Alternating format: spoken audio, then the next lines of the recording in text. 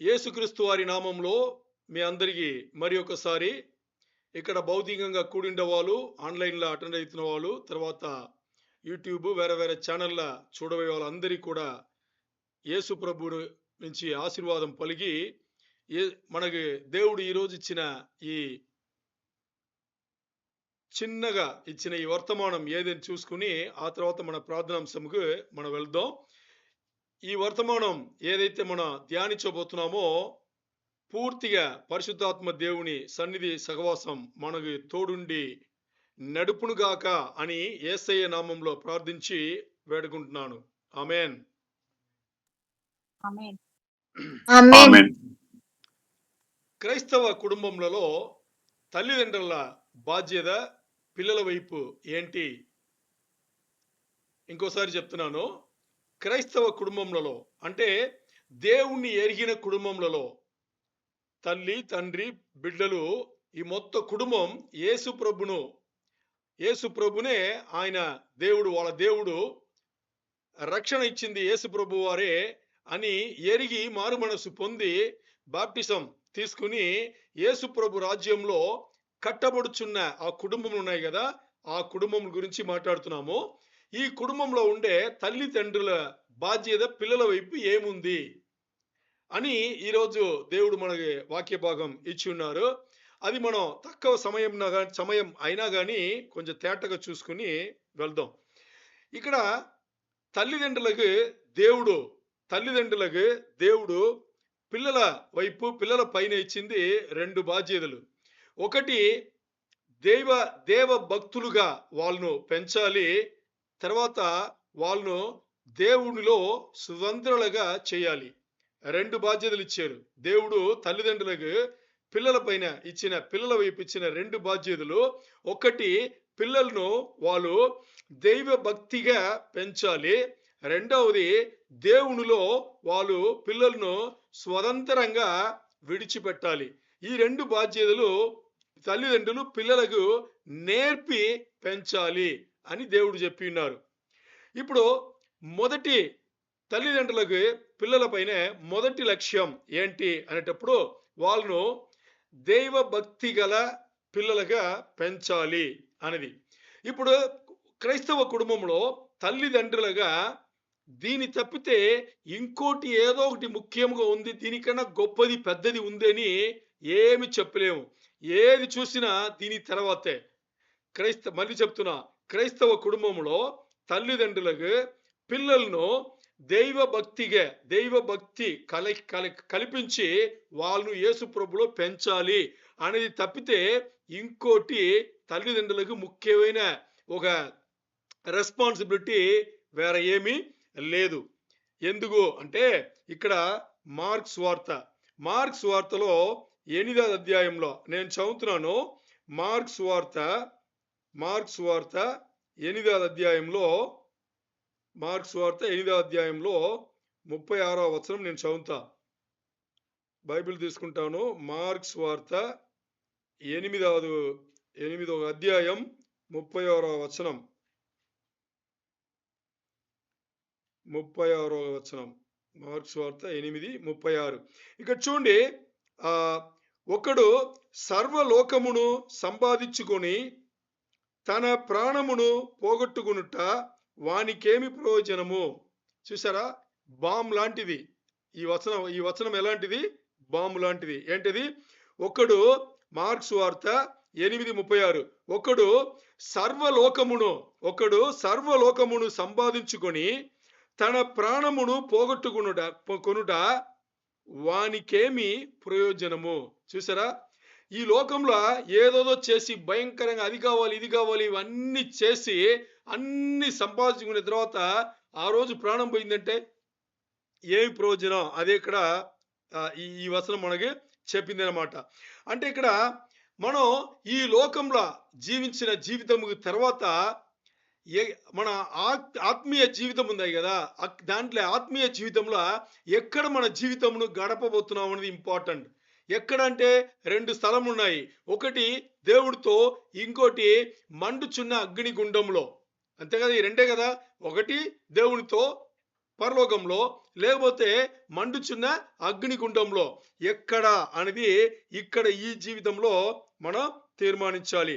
అందుకని ఇక్కడ తల్లిదండ్రులకి మొదటి బాధ్యత వాళ్ళ పిల్లల వైపు ఆ పిల్లలను దైవ భక్తి అంటే యేసు ప్రభువైన భక్తి కల్పించి యేసు ప్రభులో నడిపెట్టుగా వాళ్ళు ఏం చేయాలి? పిల్లల్ని పెంచాలి అని చెప్పేది. ఇది ఎవరి బాధ్యత అంటే ఇది పెద్దవాళ్ళు అంటే తల్లిదండ్రుల బాధ్యతనే. ఇది తల్లిదండ్రుల బాధ్యత తప్పితే ఇంకోరి బాధ్యత కాదు. మీరు కొంతమంది తల్లిదండ్రులు అనుకుంటున్నారో ఏమో, కాదు ఇది సంఘం ఒక బాధ్యత, ఇది చర్చ్ బాధ్యత, లేకపోతే సంఘం నడిపే పాస్టర్లు పెద్దల బాధ్యత అని మీరు అనుకుంటారేమో, అది తప్పు. పిల్లలను దేవుని రాజ్యంలో యేసు ప్రభులో కట్టబడాలి అంటే అది బాధ్యత ఎవరిది? అది తల్లిదండ్రులది. అంటే వాళ్ళకి దైవభక్తి కల్పించేది, తర్వాత వాక్యమును వాళ్ళ లోపల పెట్టేది. ఈ రెండు కూడా దేవుడిచ్చింది ఎవరికి? తల్లిదండ్రులకు. ఎక్కడ చూద్దామా? 3 యోహాను 1:4. ఓకే, ఇప్పుడు నా పిల్లలు సత్యమును అనుసరించి నడుచుకొనుచున్నారని వినుట కంటే నాకు ఎక్కువైన సంతోషము లేదు. అపోస్తలుడైన యోహాను గారు ఇలా రాస్తున్నారు. అపోస్తలుడైన యోహాను గారు రాసింది ఆత్మీయ బిడ్డల గురించి రాశారు. ఇది ఒక అనాలజీ. ఆయన ఆత్మీయ బిడ్డల గురించి రాసినా కానీ తల్లిదండ్రులు భౌతికంగా మనం ఎలా తీసుకోవాలంటే తల్లిదండ్రులు వాళ్ళ పిల్లల్ని పెంచడానికి దీని ఒక అనాలజీ కింద తీసుకుంటే ఎలా పెంచాలంట? నా పిల్లలు అంటే తల్లిదండ్రులు ఏమనాలా? నా పిల్లలు సత్యమును అనుసరించి. సత్యం అంటే ఏంటి? సత్యం అంటే వాక్యం, సత్యం అంటే వచనములు, సత్యం అంటే యేసు ప్రభువారు. నా పిల్లలు సత్యమును అనుసరించి నడుచుకొనుచున్నారని వినుట కంటే నాకు ఎక్కువైన సంతోషము లేదు. అంటే తల్లిదండ్రులకి వాళ్ళ పిల్లలు సత్యమును అనుసరించి వాక్యం తెలుసుకొని, పరిశుద్ధ గ్రంథం తెలుసుకొని, పరిశుద్ధ గ్రంథంలో పరిశుద్ధాత్మ దేవుడు రాసిన వచనములు అన్ని తెలుసుకుని యేసయ్యను తెలుసుకుని వాళ్ళు నడుచుకున్న దానికన్నా వినుడ కన్నా ఇంకో పెద్ద సంతోషం ఏముంది అని ప్రతి తల్లిదండ్రులు ఏమనాలి? తీసుకోవాలి. అందుకని తల్లిదండ్రుల బాధ్యత ఏంటి?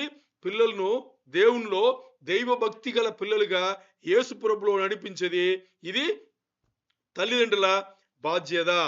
ఎందుకంటే దీనికన్నా ఆపోజిట్ గా వ్యతిరేకంగా చూస్తే ఇప్పుడు పిల్లలు సత్యమును అనుసరించి దేవునిలో యేసు ప్రభులో కట్టబడకుండా వాళ్ళు ఈ లోకంలో మునిగిపోయి చివరి అగ్నిగుండం మండుచున్న అగ్నిగుండంలో పడితే మీరు తట్టుకోగలరా? అది ఈ హృదయం బద్దలైపోతుంది. మనకి తల్లిదండ్రులకు హృదయం బద్దలైపోతుంది. అలాంటి ఒక సీరియస్ అయిన మ్యాటర్. సో అందుకని ఇక్కడ తల్లిదండ్రులకు బాధ్యత దేవుడు ఇచ్చింది ఏంటి? దైవభక్తి గల పిల్లలను వాళ్ళను పెంచి దేవునిలో యేసు ప్రభు రాజ్యంలో వాళ్ళని కట్టబడేట్టుగా సత్యమును ఎరిగిన పిల్లలుగా వాళ్ళను పెంచాలి అనేది మొదటిగా. దైవభక్తి గల పిల్లలను పెంచాలి, యేసు ప్రభులో నడపాలి అనేది. రెండవది లక్ష్యం తల్లిదండ్రులకు ఏంటి అంటే వాళ్ళను దేవునిలో స్వతంత్రంగా విడిచిపెట్టాలి. ఏం చేయాలా? దేవునిలో స్వతంత్రంగా విడిచిపెట్టాలి. అంటే రెండు విషయములు. స్వతంత్రంగా ఎలా విడిచిపెట్టాలి అంటే ఒకటి ఆర్థికంగా విడిచిపెట్టాలి, ఇంకోటి వాళ్ళను మానసికంగా కూడా విడిచిపెట్టాలి. అంటే తల్లిదండ్రులు ఏం చేస్తారంటే వాళ్ళు పట్టుకుంటారంటే ఇప్పుడు వాళ్ళు ఒక స్థాయికి వచ్చి పెరిగి వాళ్ళు పెద్దవాళ్ళు అయిన తర్వాత వాళ్ళ ఉద్యోగంలో లేకపోతే వాళ్ళ వ్యాపారంలో వాళ్ళు చేస్తున్నా కానీ తల్లిదండ్రులు ఏం చేస్తారంటే వాళ్ళని పట్టుకుని ఏం చేస్తారు? నాకు నువ్వు అప్పగించు, నువ్వు ఎంత సంపాదిస్తున్నావు, ఏం చేస్తున్నావు, ఇవన్నీ నాకు లెక్కవు అని ఆర్థిక పరంగా, తర్వాత మానసికంగా కూడా ఏం చేస్తారు? వీళ్ళను పట్టుకుంటారు. నువ్వు నాకు తెలిసి ఏం చేయకూడదు, ఆ పని చేయకూడదు, ఈ పని చేయడం. ఆ స్వతంత్రం అనేది అస్సలు ఉండదు. ఇక్కడ తల్లిదండ్రుల బాధ్యత. మరి ముఖ్యంగా తల్లులు పిల్లలు ఎంత పెద్ద అయినా కానీ ఏం చేస్తారు? వాళ్ళని విడిచిపెట్టాలని వాళ్ళు మానసికంగా వాళ్ళు అస్సలు ఎప్పుడు కూడా ఒప్పుకోరు. మరి పరిశుద్ధ గ్రంథం చెప్తుంది అది దేవుడు చెప్పే పద్ధతి కాదు, దేవుని పద్ధతి అది కాదు అనేసి ఇక్కడ చెప్తుంది. ఎక్కడ చెప్పింది అని మీరు అడగొచ్చు. మొదటి తెస్సలోనీయులకు రాసిన పత్రిక తీసుకోండి. మొదటి తెస్సలోనీయులకు రాసిన పత్రిక మొదటి తెస్సలోనికీయులకు రాసిన పత్రిక 4వ అధ్యాయంలో మొదటి వచనం 4వ అధ్యాయంలో 11వ వచనం 11, 12 నేను చదువుతున్నాను. సంగమునకు వెలుపటి వారి ఎడల మర్యాదగా నడుచుకొనుచు మీకేమియు కొదువ లేకుండునట్లు మేము మీకు ఆజ్ఞాపించిన ప్రకారము మీరు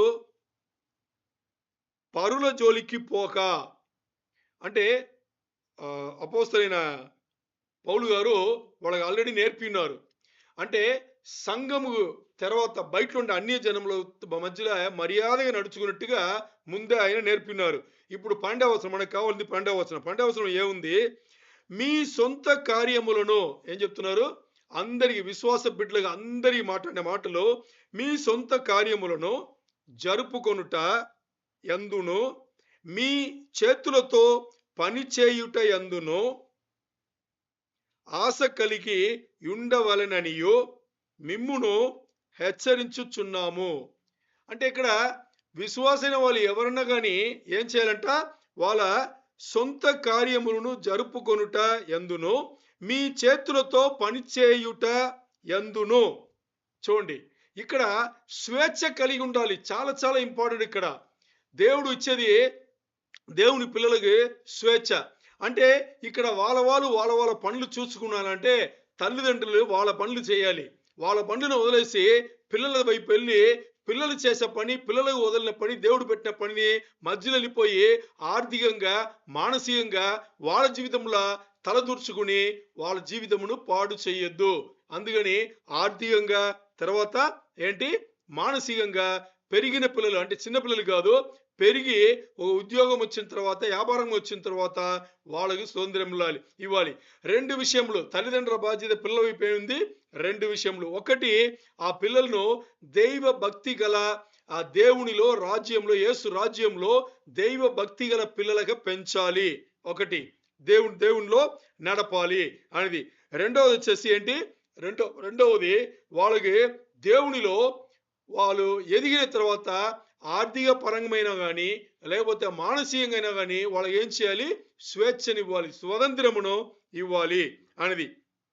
ఇప్పుడు దైవ భక్తి గల పిల్లలుగా పెంచేది ఎలా అనే ప్రశ్న మీకు రావచ్చు. అంటే మన వచనములు చదువుతున్నాము, వచనములు చదివిన తర్వాత ఎలా ఉండాలి అలా ఉండాలి మాట్లాడేస్తాం కానీ ఎలాగా అని మనం చూస్తే ఇక్కడ చూద్దాం. దైవ భక్తి గల పిల్లలుగా ఎలా వాళ్ళను పెంచాలి అనేటప్పుడు దానికి ఇక్కడ దేవుడు వచ్చేసి దేవునికి నచ్చిన జీవితం జీవించాలంట. ఎలా జీవించాలి? ఆ పిల్లలు దేవునికి నచ్చినట్టుగా ఆ పిల్లల జీవితం ఉండాలి.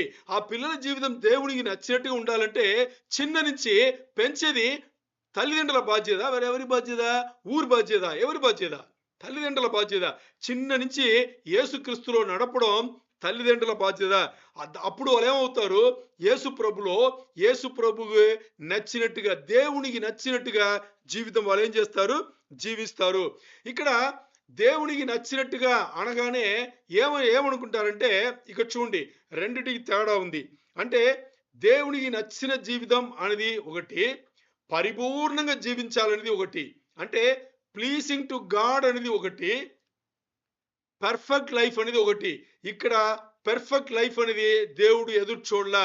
ఎందుకంటే ఏ తల్లిదండ్రులు కూడా పిల్లలను పర్ఫెక్ట్ గా పెంచలేరు, అంటే పరిపూర్ణంగా పెంచలేరు. ఎందుకని అడుగుతారో ఏమో.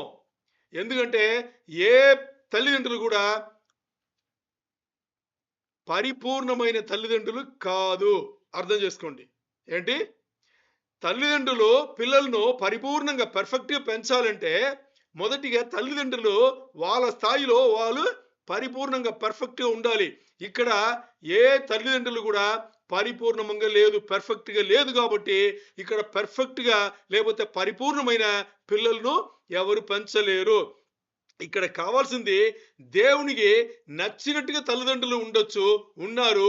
వాళ్ళు పిల్లలు కూడా దేవునిలో నచ్చినట్టుగా, దేవుడు చూస్తే వాళ్ళ జీవితం చూస్తే నచ్చినట్టుగా, దేవునికి నచ్చినట్టుగా జీవితంలో పిల్లలను పెంచొచ్చు.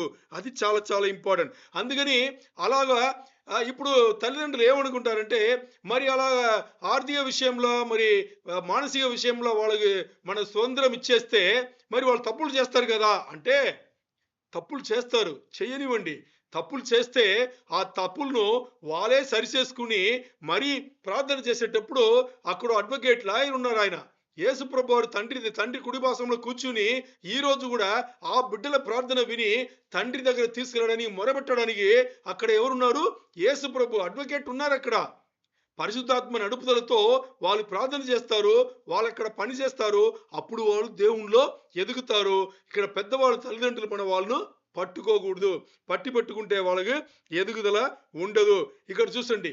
ఇక్కడ చూస్తే దేవునికి నచ్చినట్టుగా జీవితం ఎలా జీవించాలి?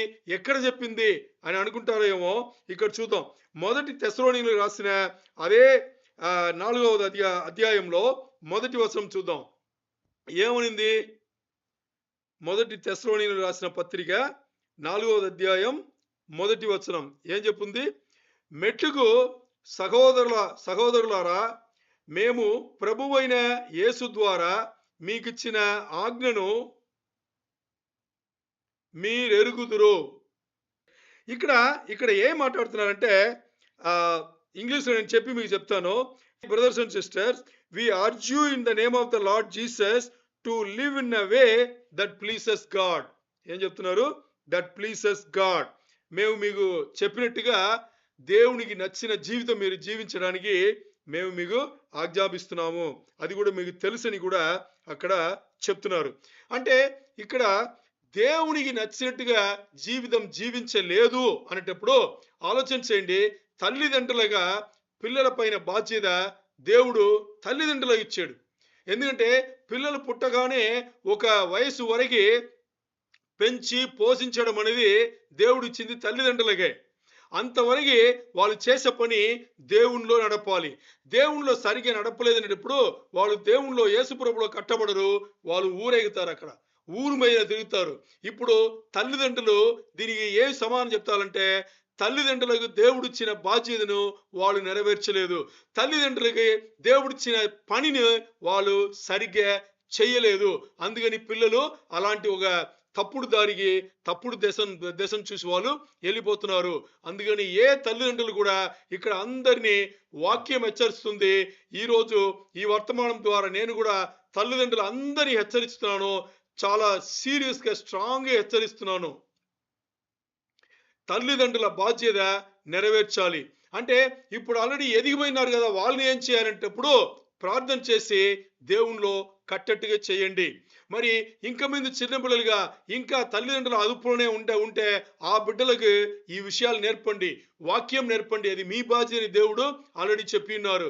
సో తల్లిదండ్రుల బాధ్యతను నెరవేర్స్తేనే తల్లిదండ్రులుగా దేవుడి దగ్గర నుంచి ఆశీర్వాదం వస్తుంది. అలాగా తల్లిదండ్రులు పిల్లల పెంపకంలో వాళ్ళు చిన్న నుంచే ఏం చేయాలి? దేవుణ్ణిలో నడపాలి. తర్వాత ఒక స్థాయికి ఎదిగిన తర్వాత రెండవది బాధ్యత ఏంటి?